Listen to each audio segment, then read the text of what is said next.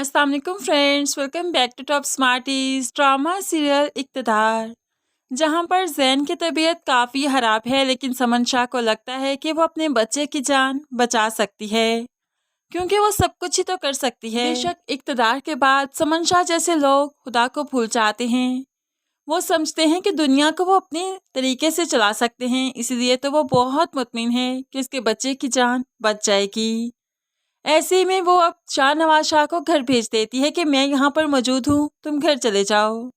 शाहनवाज भी कुछ देर रेस्ट करने के लिए घर चला जाता है। यहाँ पर आता है तो महरू से कहने लगा, ज़ैन की तबीयत ठीक नहीं, डॉक्टर ने कहा दुआ या कोई मौजज़ा उसे बचा सकता है, तुम उसके लिए दुआ करो ना।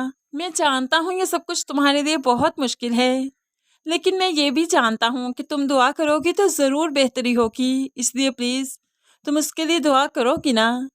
महरू तो एकदम से साकत रह गई, चुप हो गई। उसे अपने भाई का वक्त याद आ गया, लेकिन फिर भी वो शाहनवाज को तसल्ली देते हुए यहाँ से चली गई।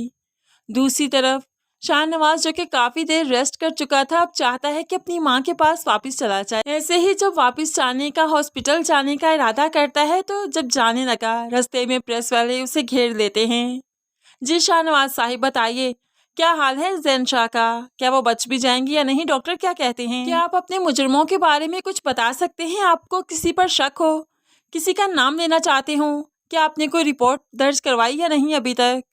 यहाँ पर लाखों सवाल, और शाहनवाज शाह सिर्फ भागता हुआ हॉस्पिटल की तरफ चला गया, कोई भी जवाब नहीं दे पाया। यहाँ पर जाकर माँ से कहने लगा, आप कुछ देर अब घर चले जाइए, मैं यहाँ पर रुकता हूँ। तो माँ घर आई, आकर सदका खैरात देती है। सब मुलाजमीन में कपड़े तकसीम किए गए, खाने का राशन दिया गया। अब यहाँ पर माँ को ऑपोजिशन वालों की तरफ से कॉल्स भी आने लगी, क्या आप अब इलेक्शन नहीं करेंगी?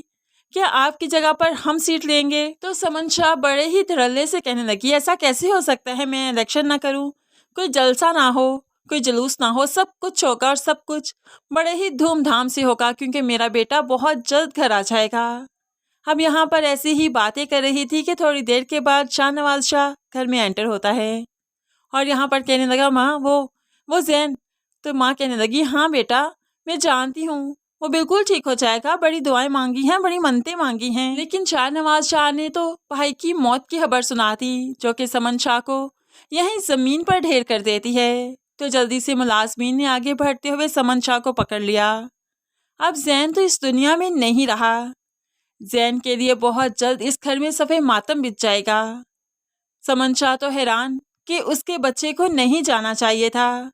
अब समन शाह उसके मुजरमों का पीछा करेगी, तभी जाकर मालूम पड़ेगा कि अमल ही तो इसके पीछे है। अमल काफ़ी घबराई हुई, सहमी हुई है, क्योंकि वो जानती है कि शाहनवाज शाह उसे नहीं छोड़ेगा। लेकिन अमल चाहती है कि सारा मलबा वो चौधरी पर डाल देगी, लेकिन चौधरी ने कोई कच्ची गोलियां नहीं खेल रखी। वो तो अमल को सामने ले आएगा और खुद बहुत ही खूबसूरती से इस मैदान से पीछे हट जाएगा। तब जाकर समन शाह को तो अपने कानों पर यकीन ही नहीं होगा कि उसकी अपनी भतीजी ने यह कदम उठाया। उसके बेटे की मौत की जिम्मेदार उसकी अपनी भतीजी थी, लेकिन फिर जैसी करनी वैसी भरनी भी तो थी। समन शाह और ज़ैन शाह ने लोगों के साथ कितना बुरा किया, खून के आंसू रुलाया सबको, और अब वक्त था मकाफात का।